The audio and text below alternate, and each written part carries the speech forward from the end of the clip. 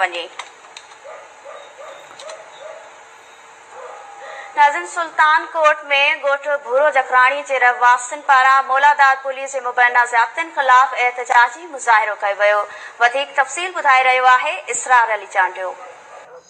जीअं त नाज़रीन, ही ॻोठ भूरो खान जखराणी जा मुतासिर आहिनि।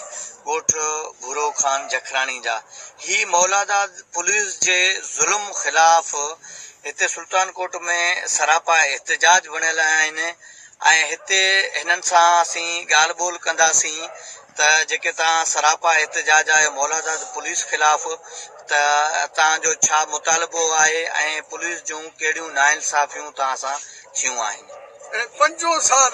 5 साल इमरान खे ॾियूं था, खे त भई थो ॾे, हाणे वठण जो बि 5 लख ॾियो या 10 लख ॾियो, पोइ तव्हांखे छॾंदुसि।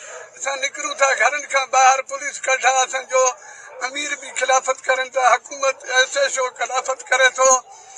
मौलादाद मोहम्मद अली कोखर असांजे अबे खे गुम करे वेठा आहिनि। असां खां 5 लख घुरनि था। मुंहिंजो असां सां नाजाइज़ी आहे, महिरबानी करे असां सां इंसाफ़ करे, इंसाफ़ खपे असांखे। साईं, असांजो माल मडी भाउ ॾेई खणी विया में छा सभु कुझु असांजो साड़े, जॻह बॻह ड्राए, असांजो रिकॉर्ड मौजूदु आहिनि, सभु असां वटि आहिनि। मौलादाद पुलिस, हसन उडो, ॿिया सूबेदार, असांखे इंसाफ़ मिले।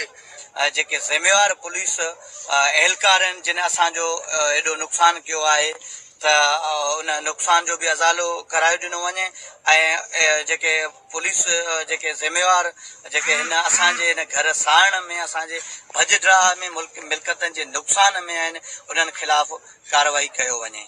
इसरार अली चांडियो, KTN न्यूज़। नाज़िन, सिंधड़ी में मीरपुर ख़ास रोड ते सिम नाले